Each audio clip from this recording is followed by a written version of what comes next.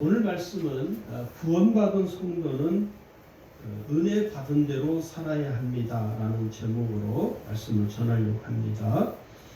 우리가 살아계신 하나님을 구주로 믿고 그 하나님께 영광을 돌리는 삶을 살아가면서 우리는 날마다 하나님의 은혜를 경험하고 체험하는 삶을 삽니다.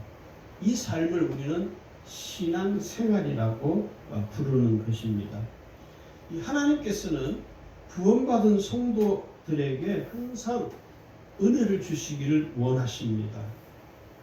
그러므로 오늘 우리가 구원받은 성도로 살아가면서 하나님의 은혜를 경험하고 체험하는 것은 구원받은 성도들의 마땅한 삶입니다.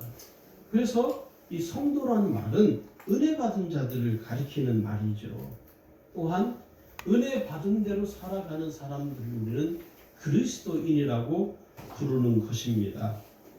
왜 우리가 이 살아계신 하나님의 은혜를 받아야 되느냐 하면 첫 번째 그 이유는 하나님이 나의 아버지이시기 때문입니다. 하나님이 나의 아버지가 되셔요. 그래서 그 하나님이 나의 아버지가 되신 그 하나님께서는 자녀인 나에게 가장 좋은 것을 주시기를 원하십니다. 그래서 오늘 우리가 인식을 늘 우리 스스로가 확신을 가져야 할 게 있는데 그게 뭐냐면 나는 하나님의 자녀이다. 아멘. 할렐루야. 아멘. 나는 하나님의 자녀이라는 이 분명한 믿음의 확신을 갖고 살아야 됩니다. 오늘 성경이 분명히 말씀하기를 하나님의 자녀들은 사람의 혈통으로 난 것이 아니라 하나님께로부터 난 자들이라고 요한복음 1장 13절에 말씀을 해요. 그러니까 우리는 혈육이 아니라 하나님의 뜻으로 하나님의 은혜로 하나님의 자녀가 된 것이죠. 그래서 이 하나님의 은혜는 누가 받을 수 있느냐? 오직 하나님의 자녀들만 받을 수 있습니다. 여러분, 예수를 믿지 않는 분들은 하나님의 은혜가 그들에게는 임하지 않습니다. 왜 그러냐면 하나님의 자녀가 아니기 때문이죠. 그래서 성경이 우리에게 뭐라고 권고를 하냐면 예수님이 이렇게 말씀해요. 내가 온 것은 양으로 생명을 얻게 하고 더 풍성히 얻게 하려는 것이다. 오늘 우리가 예수님의 양이죠. 그죠? 그래서 우리는 우리의 목자이신 예수님이 우리에게 뭘 주십니까? 생명을 주십니다. 생명을 주시되 어떻게 주느냐면 풍성하게 주신다는 거예요. 그래서 우리가 살아계신 하나님을 아버지로 온전히 고백하고 의지하는 사람은 여러분 꼭 기억하셔야 됩니다. 어떤 누구라도 살아계신 하나님의 사랑과 그리스도의 사랑에서 우리를 끊어놓을 수가 없습니다. 그러니까 우리는 하나님의 은혜로 우리는 하나님의 자녀로 살아가는데 하나님의 사랑을 받죠. 그 하나님의 사랑으로부터 우리를 끊을 수 있는 것은 이 세상에 없습니다. 성경이 그렇게 말하죠. 로마서 8장 35절을 보시면 누가 우리를 그리스도의 사랑에서 끊으리요 환난이나 곤고나 핍박이나 기근이나 적신이나 위험이나 칼이라. 38절에 보시면요 내가 확신하노니 사망이나 생명이나 천사들이나 권세자들이나 현재일이나 장래일이나 능력이나 높음이나 깊음이나 다른 아무 피조물이라도 우리를 우리 주 그리스도 예수 안에 있는 하나님의 사랑에서 끊을 수 없으리라. 그러니까 우리를 하나님의 사랑으로부터 떨어지게 하는 것은 존재하지 않는다는 것입니다. 그만큼 하나님이 우리를 하나님의 자녀로 살아가는 데 있어서 크신 은혜를 주시고 계시는 것이죠. 두 번째 왜 우리가 하나님의 은혜를 받아야 되냐면 믿음이 성숙해지기 때문입니다. 여러분 은혜를 받으면요 믿음이 성숙해져요. 믿음이 자라게 되어 있습니다. 저희 교회에서 보통 식물을 나무를 화분을 키우기가 참 쉽지 않습니다. 특히 우리 교회 같은 데는. 난 우리 교회만 그런 줄 알았더니 다른 교회들도 다 마찬가지더라고요. 이 나무 키우기가 쉽지가 않아요. 여러분 저기 뒤에 보시면은 저 뒤에 기타 옆에 보면 나무가 지금 큰 게 하나 있죠. 엄청 커 보이죠. 제가 지금까지 우리 교회에서 키운 나무 중에서 저 나무가 저게 벤자민인데 제일 오래 가요. 아주 잘 자라고 있습니다.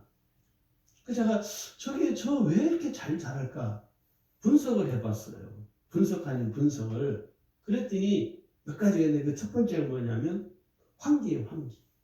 그래서 저쪽 나무 있는 창문줄 제가 항상 열어놓습니다. 미세먼지 때문에 창문을 다 열 수가 없어서. 근데 저 창문은 낮에는 제가 꼭 열어둬요. 그리고 그 물을 그 꽃집에서 주라는 대로 물을 이렇게 주었어요. 그랬더니 나무가 잘 자라는 거예요. 토양이 좋은 것도 있겠지만 성장해 가는 것이죠. 왜요? 잘 환풍도 잘, 공기도 잘 통하고 바람도 솔솔 들어오고 햇빛도 적당하게 들어오고 물도 적당하게 잘 주고 그러니까 나무가 잘 자라는, 잘 성장해 가는 것이죠. 여러분 신앙도 똑같습니다. 하나님의 은혜를 충만하게 받으면 믿음이 견고해지게 되고 나의 믿음이 성숙해지게 됩니다. 할렐루야. 하나님의 은혜를 내가 얼마만큼 받았느냐에 따라서 내 믿음이 성장하고 성숙해지는 것이에요. 은혜를 못 받으면 어떤 일이 벌어져요? 성장할 수가 없어요. 성숙해질 수가 없다는 말이죠. 그래서 은혜를 풍성하게 받으면 받을수록 내 믿음이 풍성해지는 것입니다. 하나님의 은혜를 풍성히 받으려면 어떻게 해야 됩니까? 은혜를 믿음으로 사모해야 돼요. 간절히 사모해야 돼요. 은혜는요, 간절히 사모하는 자가 받을 수 있습니다. 어떤 분이 그러시더라고요. 아이, 목사님, 하나님이 다 알아서 해주는 거 아니냐고. 안 돼요. 하나님이 알아서 안 해줘요. 내가 믿음을 사모해야 됩니다. 여러분, 어린아이들은요, 엄마를 얼마나 사모하는 줄 아십니까? 어린아이들은요, 엄마를 그렇게 사모해요. 그래서 엄마가 없으면 아이들은 세상이 없어진 것 같이 느껴지는, 그래서 아이들이요, 아빠보다도 엄마를 더 좋아하는 거예요. 어떤 아빠는 그래요. 속상한데 왜 그러냐니까 우리 아들이 자기보다도 자기 엄마를 더 좋아한대요. 그분은 몰라도 한참 모르시는 분이에요. 아기는요, 이제 갓 태어난 지 1살, 2살, 이렇게 3살 전까지는요, 엄마가 세상의 전부입니다. 자기 생명줄과 같은 존재예요. 그래서 엄마에게서 떨어지질 않는 거예요. 그래서 엄마로부터 많은 것을 영향을 공급을 받죠. 그게 신앙으로 우리가 표현하려면 은혜이죠, 은혜. 그러니까 아이가 얼마만큼 엄마의 사랑을 흡족하게 받느냐에 따라서 이 아이가 성장하느냐, 성장하지 않느냐로 결정되는 거예요. 여기 성경에도 말하잖아요. 내가 어렸을 때에는 말하는 것이 어린아이 같고 깨닫는 것이 어린아이 같고 생각하는 것이 어린아이와 같다가 장성한 사람이 되어서는 어린아이의 일을 버렸노라. 성장하면서 성숙해지는 것이죠. 그러니까 은혜를 받으면 사람이요, 우리 신앙이 성장하게 되고 성숙한 사람이 됩니다. 그런데 여러분 보세요. 전에 있던 교회에서 어떤 일이 있었냐면, 특별 새벽기도 교인들이 하도 안 나오니까 특별 새벽기도 때 이제 선물을 준다고. 그때가 21일 아마 특별 새벽기도였던 것 같아요. 21일 특별 새벽기도 한 번도 빠지지 않고 100% 출석하신 분들이는 교회에서 선물을 주겠다고 그렇게 미리 광고를 했어요. 그러니까 이제 그래도 그렇게 안 할 때보다는 특별 새벽기도 교인들이 좀 많이 나오셨어요. 그래서 교회에서도 이제 선물을 준비를 했습니다. 그런데 선물을 준비한 숫자보다 인원이 새벽기도 더 많이 나와버린 거예요. 예상하지 못한 예상을 했는데 그 예상을 뛰어넘어 버린 거예요. 그래서 교회에서 이제 저도 새벽기도를 좀 목사도 받아야 되잖아요, 그죠? 근데 목사가 가져갈 선물이 없어요. 담임 목사님도 선물을 못 가져가시고 안 가져가시고 부교육자들도 다 선물을 안 가져가고 교회 직원들도 아무도 선물을 가져갈 수가 없어요. 모자라기 때문에. 그런데 보니까 장로님들한테도 선물을 못 주는 상황이 발생을 했어요. 그때 당시 장로님이 한 10몇 분이 분이 계셨는데, 그런데 이제 다 이렇게 죽어놨는데 권사님 한 분이 와서 막 새벽기도 다 끝나고 그 다음 주가 교회 오시더만 사무실에 와서 막 사무실 직원한테 막 화를 내는 거예요. 우리는 이제 담임 목사님과 같이 아침 이제 한 주간 시작하기 전에 예배 드리고 회의 마치고 나오는데 뭐 사무실 쪽에서 막 큰 소리가 나는 거예요. 또 담임 목사님이랑 부교육자들이 이게 무슨 소린가 하고 들어가 봤더니 세상에 그 사무실 여직원한테 권사님 한 분이 막 화를 내시는 거예요. 왜 화를 내냐면 이분이 당신이 새벽기도 잘 안 나오시는 분인데 마음 먹고 새벽기도 나왔는데 선물 때문에 나왔는데 선물을 안 주니까 이분이 화가 나는 거예요. 저는 그분의 심정을 이해를 해요. 막 화를 내는 거예요. 굉장히 당황스럽더라. 그래가지고 담임 목사님이 안절부절하고 있는데 어느 집사님 한 분이 집사 된 지 얼마 안 되신 젊은 집사님 한 분이 마치 그 이야기를 듣고 그 선물을 자기 집에 가서 갖고 왔어요. 포장도 안 뜯었어요. 그거를 담임 목사는 골라주면서 목사님 이거 저 권사님 드리라고.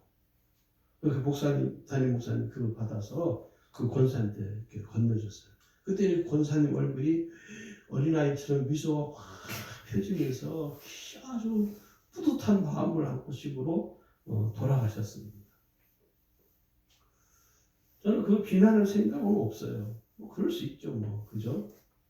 그게 제가 이야기 드리고 싶은 것은 그 젊은 집사님, 아주 젊은 집사님이 된 얼마 안 되신 집사님이 자기 선물을 집에 가서 가지고 와 이렇게 누가 더 믿음이 성숙하냐 하는 문제입니다. 여러분 하나님의 은혜를 받으면 나 스스로가 믿음이 성장하고 믿음이 성숙해져요. 근데 하나님의 은혜를 받지 못하면 믿음이 자랄 수가 없습니다. 믿음이 성숙해질 수가 없어요. 그래서 여러분 믿음이 성숙한 사람일수록 은혜가 충만합니다. 성령이 충만한 사람의 특징이 뭐예요? 은혜가 충만한 사람이에요. 은혜가 충만한 사람은요 말씀이 충만하고요 말씀이 충만한 사람은 성령이 충만해요. 그게 희한하죠. 그게 성경적인 원리입니다. 세 번째는 왜 우리가 은혜를 받아야 되느냐면 은혜를 받으면요 영적으로 성숙해져요. 이 영적으로 성숙하다는 의미를 여러분 잘 이해를 하셔야 됩니다.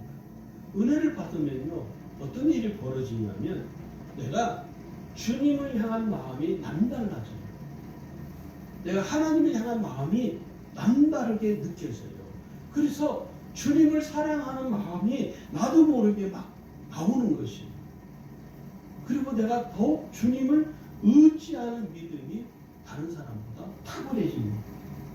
그래서 하나님의 은혜를 받으면 받을수록 나의 영적인 그 은혜가 더 강해지는 거예요. 또 한편으로는요, 은혜를 받으면요, 내가 영적인 강자가 될 수 있습니다. 제가 이 영적 강자라는 표현을 자주 쓰는 사람인데, 은혜를 받아보면요, 은혜를 받은 사람은요, 어떤 일이 벌어지냐, 강해져요. 강력한 사람입니다. 여러분 저는 다니엘이라는 인물을 참 좋아하는데 우리가 지지난 주 수요일 날 다니엘 말씀을 드렸고 또 이번 주 수요일에는 다니엘의 새 친구에 대해서도 말씀을 드렸습니다. 그 다니엘은요 은혜가 항상 충만해 있는 사람이에요. 그러니까 항상 은혜가 충만해 있다 보니까 어떤 일이 벌어집니까? 느부갓네살 왕의 협박에도 굴하지 않는 거예요. 조선을 내려서 금령을 선포했는데도 거기에 전혀 마음이 요동하지 않고 오히려 마음이 탐대해서 다니엘서 6장 10절에 가면요 그는 하루에 3번씩 예루살렘 쪽으로 창문을 열어놓고 하루에 3번씩 하나님께 기도를 했다는 거예요. 그게 어떻게 가능합니까? 담대하니까. 그게 영적 강자의 모습입니다. 그러니까 은혜를 받으면요 영적으로 강한 사람이 되어져요. 그리고 네 번째는요 은혜 받는 대로 사는 삶이 됩니다. 은혜를 받으면, 은혜를 왜 받아야 되느냐? 내가 은혜 받은 대로 살아가기 위해서 은혜를 받아야 됩니다. 성경을 잘 보시면 여러분, 한나 여러분 잘 아시죠? 사무엘상 1장에 한나가 기도할 때 한나의 마음이 이런 마음이었어요. 한나가 마음이 괴로워서 여호와께 기도하고 통곡하며, 이렇게 1장 10절에 기록이 되어 있습니다. 그런데 이 한나의 그 기도의 삶을 살았던 그 한나를 보면, 기도 응답의 은혜를 경험하고 체험한 이후에는 어떻게 했습니까? 그 아들을 위해서 늘 기도하는 거예요. 늘 기도하는 거예요. 그래서 자녀들이 잘 되고 형통한 삶을 살아가는 데 가장 중요한 것이 뭐냐면 어머니의 기도예요. 어머니의 기도예요. 그 어머니의 기도가 그 자식들을 하나님께서 인도해 주시는 것입니다. 두 번째는요, 은혜 받은 대로 산 여인이 또 하나 있습니다. 한 분이 있어요. 요한복음 4장에 보면 사마리아 여인이라고 소개가 되고 있죠. 이 여인은 인생을 정말 힘들게 살았던 여인이죠. 그런데 이 여인이 우물가에서 예수님을 만나게 됩니다. 그리고 그 인생이 확 뒤바뀌죠. 그 동네 사람들에게 가서 내가 메시아를 만났다, 내가 만난 예수를 와봐라. 삶이 완전히 바뀌어버린 거예요. 이게 어떻게 가는가? 은혜를 받았기 때문에 그 은혜 받은 대로 가서 동네 사람들에게 전하는 거예요. 자기가 받은 은혜를 그대로 전하는 것이죠. 이게 은혜 받은 사람들의 삶의 태도입니다. 은혜를 받게 되면요, 자기가 받은 은혜를 숨길 수가 없습니다. 숨겨지지가 않아요.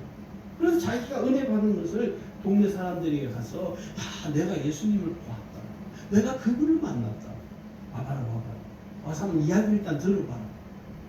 그래서 동네 사람들이 와서 그 사마리아 여인이 소개하는 예수님께 와서 말씀을 듣고 그들도 또 은혜를 받게 되죠.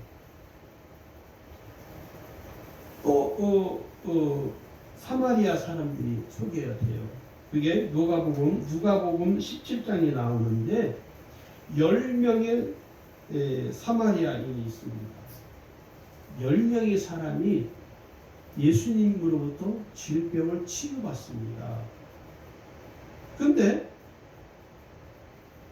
그 병을 치유받고 난 이후에 9명은 예수님께 오지 않고 유독 한 사람, 사마리아 한 사람만 예수님께 와서 하나님의 영광을 드러내고 감사했다고 성경은 기록을 하고 있습니다. 그게 뭘까요? 은혜 받았으니까 내게 은혜 베푸신 그 주님께 와서 당연히 감사를 드리는 것이죠. 이게 은혜 받은 대로 사는 사람의 모습이라는 것입니다. 우리가 이것을 항상 마음에 기억하고 살아야 됩니다.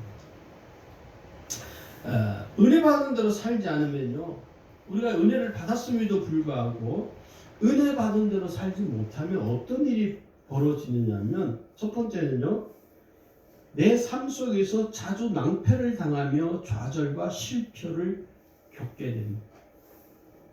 내가 은혜 받은 대로 살아가지 못하면 내 삶의 문제로 인해서 좌절하게 됩니다. 결국에는 삶의 실패를 반복하게, 거듭 실패를 경험하게 된다는 것입니다. 여러분, 늘 삶 속에서 실패를 하는 사람들의 특징이 뭔지 아십니까? 감사하지 못합니다. 불평을 해요. 왜 나에게만 이런 일이 벌어지는지. 자기에게서 원인을 찾는 것이 아니라 탓을 해요. 다른 사람을 탓을 하고, 어떤 경우는 예수 믿는 분들 중에는요, 하나님 탓합니다. 하나님 내게 은혜 주시지 않아서 그렇다고. 아니요, 하나님이 수도 없이 우리에게 은혜를 주셨어요. 그런데 문제가 뭐냐? 그 받은 은혜대로 내가 살지 못했기 때문에 그 모든 결과가 내 삶의 어려움으로 내게 찾아오는 것입니다. 그러니까 이러한 삶이 계속 반복이 되면 어떤 일이 벌어지느냐면 신앙생활에 대한 회의에 빠지게 되고요.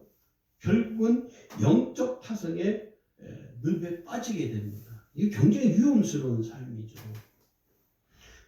우리의 삶 속에서 좌절과 실패를 겪는 사람들의 성향이 있습니다, 여러분. 첫 번째는 뭐냐면 삶이 늘 불안해하고 초조해야 합니다. 늘 불안해요. 그리고 늘 초조해요. 요즘 사람들이 그러거든요. 늘 불안해. 그리고 초조해요. 그러니까 어떤 일이 벌어져요? 이 정신이 멘탈이 나가버리는 거예요. 요즘 사람들이 멘탈이 약해요. 제 후배 목사님 한 분이 그러는 거예요. 하루는 감사님, 제가 얼마 전까지 너무 힘이 들었습니다. 우울증 약을 지금 먹고 있습니다. 제가 깜짝 놀랐습니다. 잠도 못 자. 왜 그러냐 했더니 내가 목회에 실패를 할 것 같은 불안감이 갑자기 엄습해 오더래요. 그리고 마음이 그렇게 초조해질 수가 없대요.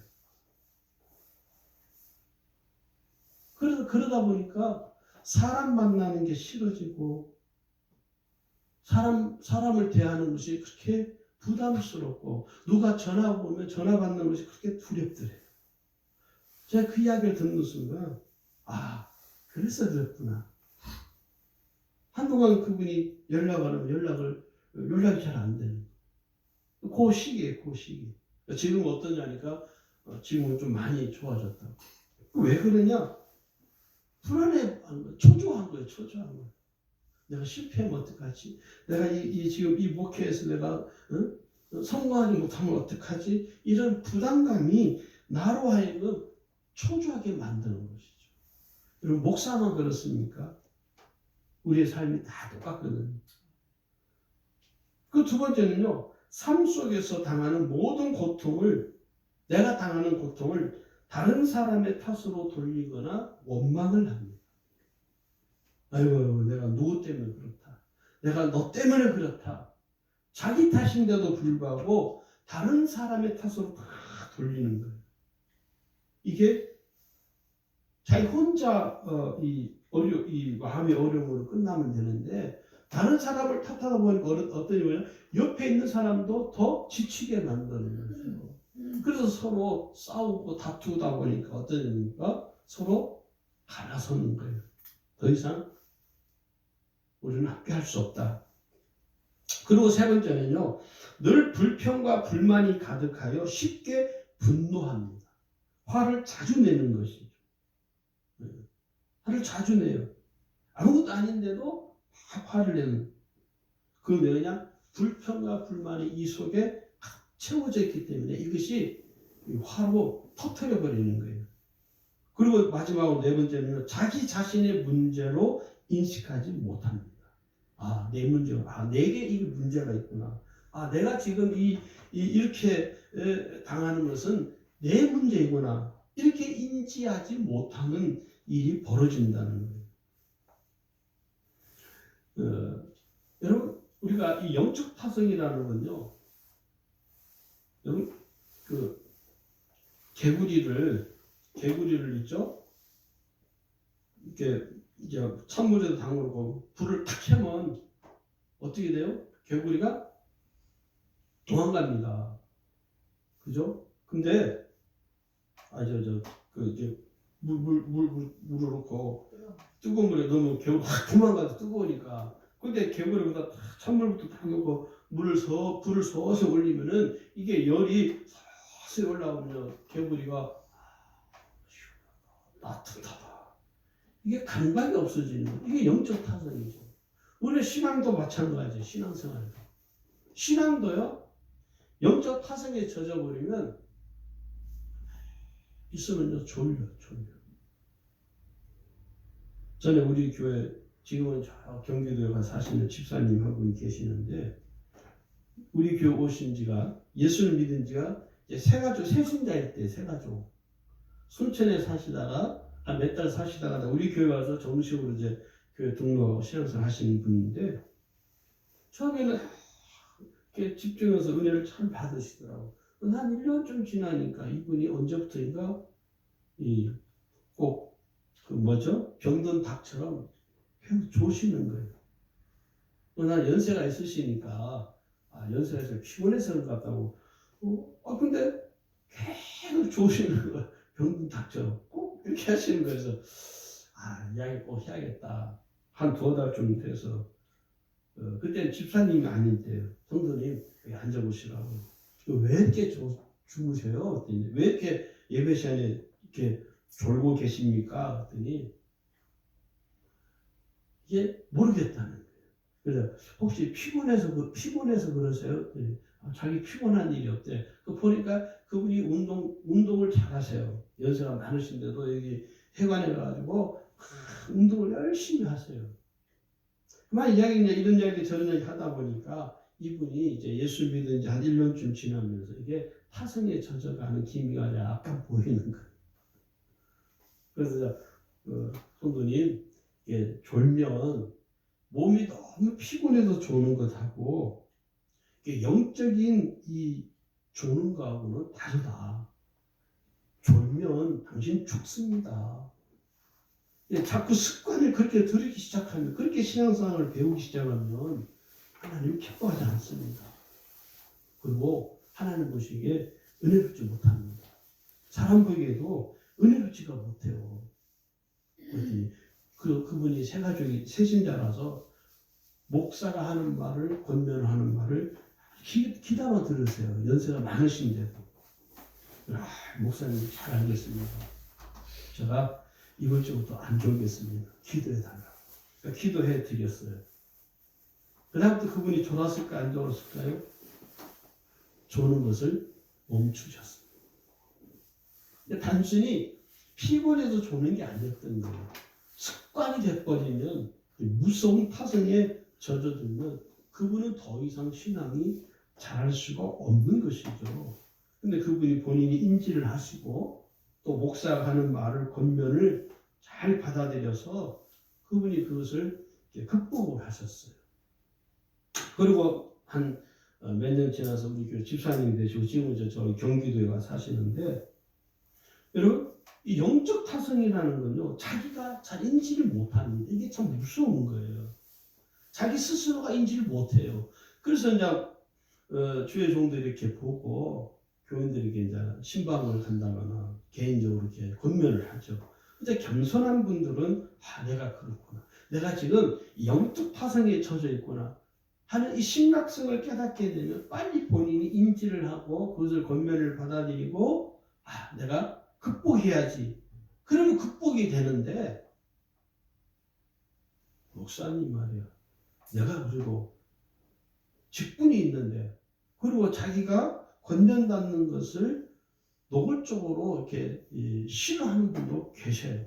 우리 교회는 없는데 다른 교회에 있어.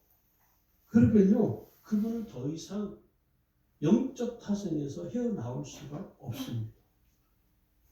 헤어나올 수가 없어요. 어떤 교회 집회를 갔더니 장로님들이 졸고 계시더라고요. 다 졸아요. 그래서 장로님들 다 눈뜨시라고. 어제 뭐 하셨습니까? 다 눈뜨시라고. 부흥사 불러놓고 부흥사 설교 듣기 싫습니까? 저는 그냥 갈랍니다. 다 눈뜨라고.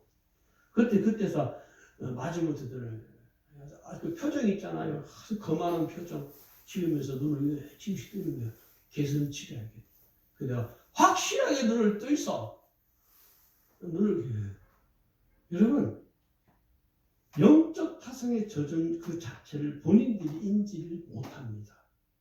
인지하면 영적 타성이 안 빠져요. 인지를 못하기 때문에 영적 타성이 빠져 있는 거예요, 사람들이. 두 번째는요, 삶 속에서 타성에 젖게 되면요, 결국은 어떤 일이 벌어지냐면 영적인 침체에 빠지게 됩니다. 이 영적 침체에 빠지게 되면 무슨 일이 벌어지느냐면, 내가 지금 신앙생활을 잘하느냐 못하느냐에 대한 판단력, 분별력이 흐려져 버립니다. 위험해지는 거예요. 대단히 위험해집니다. 결국에는 신앙을 포기하기나 안 그러면 은혜를 받는 것을 이제는 더 이상 사모하지 않습니다. 어떤 사람이 고속도로를 이렇게 운전해 가는 거예요. 근데 마침 TV에서 그게 뉴스로 방영이 됐어요. 방영이 되는 거예요. 그리고 보니까 어떤 미친놈 하나가 지금 고속도로에서 역주행을 하고 있는 거예요. 그래 이 여자분이 전화를 했어요. 여보, 큰일 났다.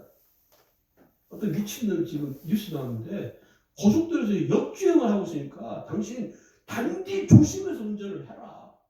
그러니까 이 남자가 한 말, 아이 그래 보래 지금 말이야 어떤 미친놈들이 지금 역주행을 하고 있다. 그 뉴스에 나온 당사자가 누구요? 그 남편이 남편. 그 남편이 지금 이 미친놈들이 한둘이 아니야. 빨리 전화 끊어. 그 뭐? 실제로 있었던 얘기예요. 실제로. 자기 자신이 어떤 문제에 봉착했는지를 깨닫지를 못하는 것이죠. 이게 참 위험한 것입니다. 자기가 지금 어떤 위험에 걸려 있는지 자기 스스로가 인지를 못해요. 그게 영적 침체에 빠져버리는 거예요. 이게 무서운 것입니다. 세 번째는요, 종교적인 관습에 매몰되게 된다는 것입니다. 하나님의 은혜를 경험하지 못하는 것이 계속 반복이 되면요, 영적 침체에 휘말리게 되어서 결국은 종교적인 관습에 사로잡히게 돼요. 종교인으로 살게 되는 것이죠.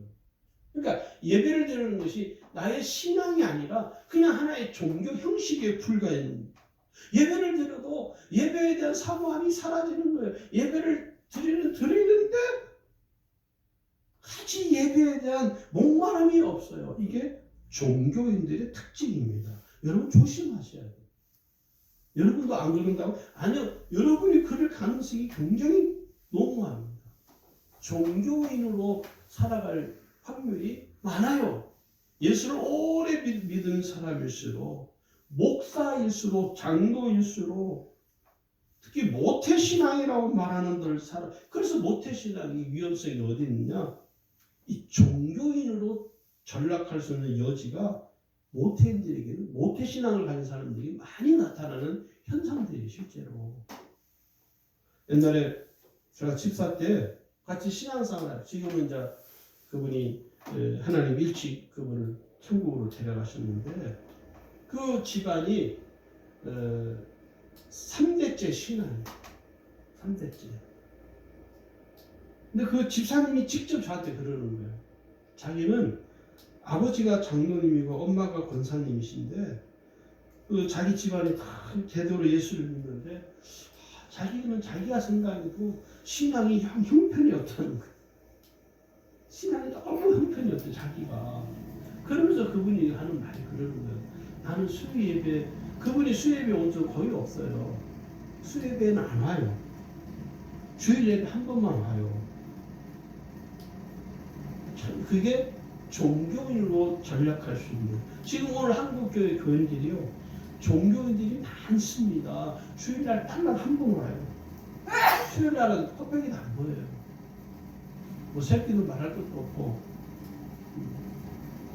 또 새끼들 뭐 다 일하려고 바쁜다고 해서 수요일날은 아예 예배를 안 오는 분들이 많아요. 그분이 그러는 거예요. 한 번은 제가 그분이 그 일하는 그 직장에 제가 그 한번 찾아간 적이 있어요. 이런 이야기 저한테 처음으로 그 이야기 하시더라고요. 나보고 나는 우리 박영아 집사님이 너무 부럽다는 거예요. 뭐가 부럽습니까? 자기는 모태신앙이기 때문에 이게 어렸을 때부터 교회를 그냥 자동으로 갔다는 거예요. 은혜를 받고 하나님이 살아계신 것이 믿어져서 가는 것이 아니라 안 가면 맞아 죽으니까, 엄마에게 해초를 맞으니까 그냥 교회를 갔다는 거예요. 근데 박 집사님 보면 그냥 예배 때 보면 은혜를 사모하고 은혜를 경험하고 얼마나 좋냐고. 제가 그때는 그 이야기 들으면서 내가 좋다고 생각해요. 지금 와서 생각하면 그분은 어떻게 사느냐? 종교인처럼 산 거예요. 근데 그분만의 그런 문제가 아니라 오늘 우리 스스로가 종교적인 관습에 우리가 다 지금 매몰되어 있습니다. 여러분 솔직히 말해서 주일 예배 여러분 그렇게 사모하시나요? 조심하세요. 예배를 사모하는 마음이 내게서 사라진다? 여러분은 이미 종교인이 된 거예요. 근데 여러분 더 한번 충격을 받으셔야 돼요. 이 종교인의 전형적인 관습을 갖고 있는 자들이 누구냐면 바리새인 서기관들이었습니다. 예수님이 질타하죠. 이 바리새인 서기관들을 향한 예수님이 뭐라고 말씀합니까? 마태복음 23장 13절을 보면 이렇게 말해요. 화 있은즉 외식하는 서기관들과 바리새인들이여, 너희는 천국문을 사람들 앞에서 닫고 너희도 들어가지 않고 들어가려 하는 자도 들어가지 못하게 하는 거예요. 그리고 더 나아가서 마태복음 23장 27절에 가면 이렇게 말해요. 화 있을진저 외식하는 서기관들과 바리새인들이여, 회칠한 무덤 같으니. 여러분 회칠한 무덤은 겉은 잔디로 하얗게 덮여있죠. 겉에서 볼 때는 무덤이 깔끔하죠. 근데 그 속은 뭐죠? 썩은 시체가 있잖아요. 오늘 이 종교적인 관습의 신앙을 가진 사람들의 모습은요, 회칠한 무덤과 같은 것입니다. 겉은 멀쩡하게 생겼는데 그 속은 다 썩어 냄새가 나는 것이죠. 그런데 예수님이 더 무서운 말을 해요. 사실은 여러분 마태복음 5장 20절 빨리 찾아서 한번 보셔요. 정말 이 말씀은요 우리가 마음에 새겨야 될 줄 믿습니다.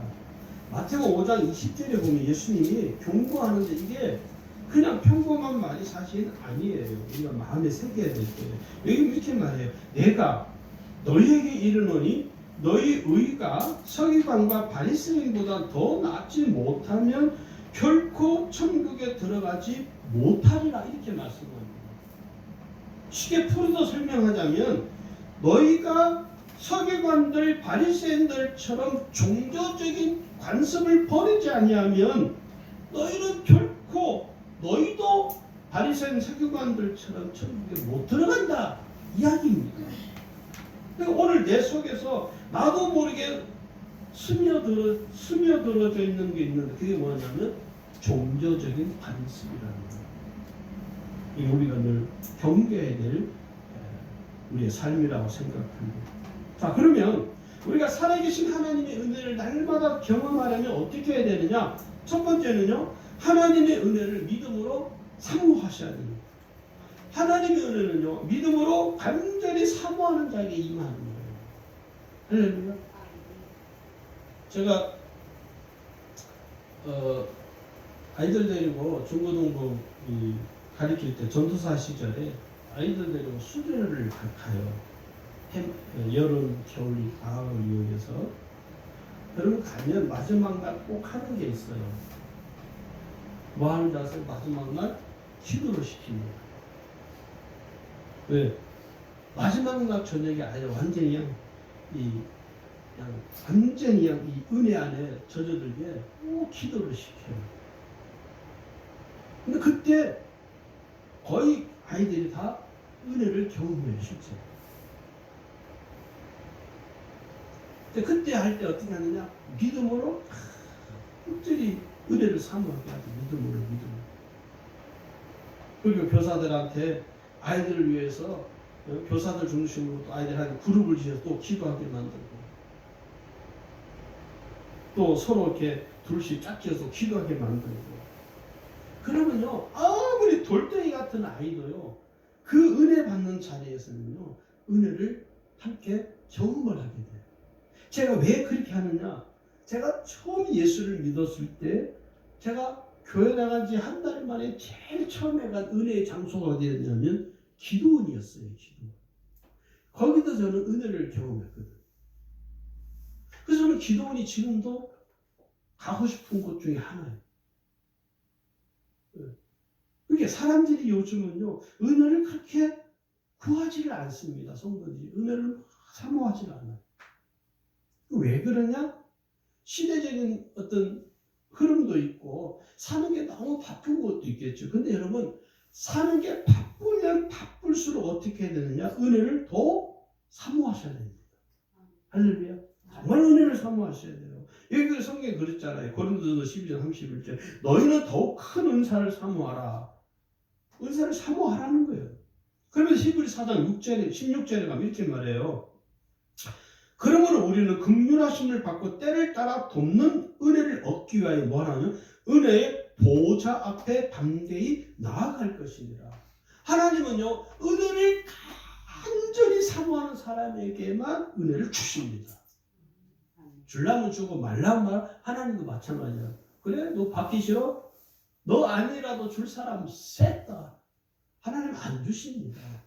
우리가 잘못 착각하는 게 있어요. 하나님이 다 알아서 해준다. 아니요. 하나님이 다 알아서 해주는 공의 하나님이 아니에요. 하나님을 열망하는 자에게 하나님 은혜를 주셔야 돼요. 주시고 은혜를 열망하지 않는 자에게 하나님은 눈금만 그 은혜가 안 주십니다. 그럼 우리가 잘 깨달아야 돼요. 두 번째는요. 은혜를 경험하려면 어떻게 했느냐? 영에 속한 삶을 살아야 됩니다. 여러분 온전한 신앙생활은요. 육신적인 생각과 마음만으로만 되지 않습니다. 영으로 하셔야 돼요. 영으로. 왜냐하면 육신적인 것을 우리가 어떻게 육신적인 것을 어떻게 영적인 것을 알 수 있습니까? 알 수 없습니다. 여러분 하나님을 여러분 어떻게 인식합니까? 육신으로 하나님이 계시는 것이 믿어집니까? 만약에 그렇게 고백하는 사람이 있다면 그건 이단입니다. 이단들의 특징이 뭐예요? 육신으로 하나님을 만난다는 거예요. 아니요. 하나님은 우리가 육신으로 만날 수 없습니다. 우리 육신은 죄 덩어리이기 때문에. 하나님은요 육신만을 가지고 나오는 자를 만나주지 않습니다. 그래서 우리는 하나님을 어떻게 만나요? 영으로 만나는 거예요. 할렐루야. 이 영적인 것은 영적인 것으로 분별받는 겁니다. 그러려면 영이신 그 하나님을 내가 만나려면 어떻게 됩니까? 영에 속한 삶을 내가 추구해야 되는 거예요. 육신에 속한 자는 영적인 삶을 살아갈 수 없다고 분명히 말합니다. 로마서 8장 14절에 보면요. 무릇 하나님의 영으로 인도받는 그들은 곧 하나님의 아들이라. 이렇게 말해요. 그러면서 고린도전서 2장 13절 거기 보시면요. 사람의 지혜가 가르친 말로 아니하고 오직 성령께서 가르치는 것으로 하니 영적인 일은 영적인 것으로 분별하느니라. 14절에 보면 육에 속한 사람은 하나님의 성령의 일들을 받지 아니하나니 이렇게 말해요. 그러면서 뭐라고 하냐면 이는 그것들이 그에게는 어리석게 보이니요 또 그는 그것들을 알 수도 없나니 그러한 일은 영적으로 분별되기 때문이라. 할렐루야. 그러니까 지금 이 시간 이후부터라도 우리가 내가 육신에 속한 삶에서 벗어나야 돼요. 그리고 영에 속한 삶을 살아갈 것을 우리가 결단을 해야 됩니다. 할렐루야. 세 번째는요. 신앙 감정이 풍성한 삶을 살아야 됩니다. 내가 하나님부터 받은 은혜가 풍성하면 풍성할수록 받은 은혜들 내가 말해라 안 해도 그냥 말하게 돼 있어요. 은혜 받은 것이 너무 기쁘니까. 응? 은혜 받은 너무 기쁜 거야. 그러니까 막 열변을 토해내는 거예요. 열변을. 여러분 연예인 좋아하는 사람들 있잖아요. 너무 지나친 사람도 있어 문제죠. 나는 그 여인을 A라는 연예인 가수가 있다 합시다. A라는 가수가. 나는 이 가수 별로 안 좋아해. 근데 어떤 사람은 이 가수를 너무 좋아해요. 너무 열렬히 사모해. 노래가 좋냐 안 좋냐 그 사람에게는 안중이 없어. 그냥 이 사람이 너무 좋은 거야. 그걸 맹목적 추종이라는 거예요. 이게 조심하셔야 돼요. 근데 나는 싫어하기 때문에 이 사람 내가 이 가수에 대해서 내가 비난할 수 있어요 없어요? 할 수 있어요. 근데 이 사람을 열렬히 너무 맹목적으로 좋아하기 때문에 내가 비난하는 것은 너무 싫어해. 그죠? 맞아요 안 맞아요? 맞아요. 그러면 이 가수를 열렬히 좋아하는 이 친구는 어떻게 해요? 어디에 가서 항상 그 가수 이야기를 기분 좋게 하는 거예요. 왜? 그게 감정이라는 거예요. 감정. 우리 신앙의 대비를 하자면 제가 소실적에 조용필이라는 가수를 정말 좋아했어요. 요즘 애들은 다르죠. 우리는 추종은 안 했습니다. 저는 가수가 노래를 너무 잘하니까 노래를 정말 좋아했어요. 그 조용필이라는 사람을 좋아한 게 아니라 노래를 너무 좋아했어요. 그래서 저는 레코드를 제가 LP판을 샀어요. 1집부터 제 기억으로는 1집부터 5집인까지 아마 샀던 걸로 제가 기억해요. 그리고 그 이후에 저는 예수를 믿음으로 해서 조용필 AP판 사되는 것을 이제 제가 예수를 믿으면서 다 끊었어요. 그때 제가 조용필을 좋아하다, 그 가수를 좋아하니까, 노래를 좋아하니까 사람들에게 늘 이야기하는 거예요. 야, 우리나라에서 가수하면 조용필이지. 야, 다른 가수 그게 가수냐? 왜? 내가 좋아하는 그 가수가 내 마음속에 꽉 차있기 때문에 말하지 않아요. 남들이 싫어하는데도 나는 계속 이야기하는 거예요. 신앙도 여러분 똑같습니다. 신앙생활도. 내가 하나님의 은혜가 내 속에 가득 채워져 있으면 사람들에게 내가 계속 말하게 돼요. 야, 하나님 믿어봐라. 하나님 얼마나 좋은지 아느냐? 얼마나 좋은지 아느냐? 믿어봐라. 계속 이야기하게 되는 거예요.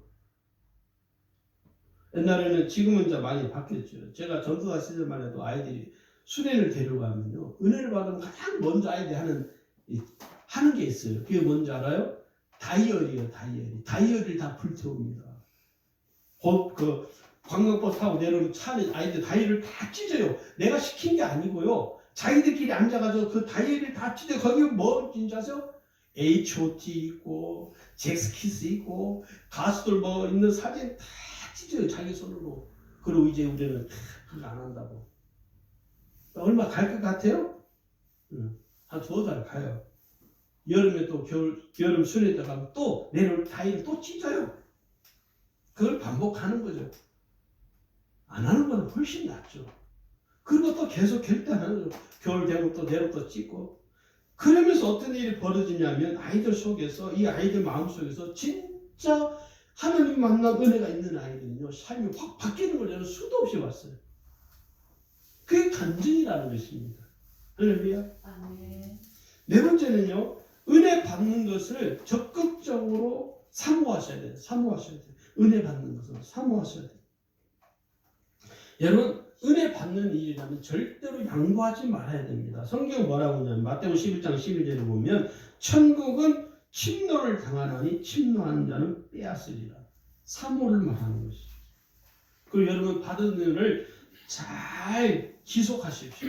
저는 우리 주님의 교회 모든 성도님들이 하나님으로부터 받은 은혜가 풍성한 삶이 되기를 축원합니다. 아멘.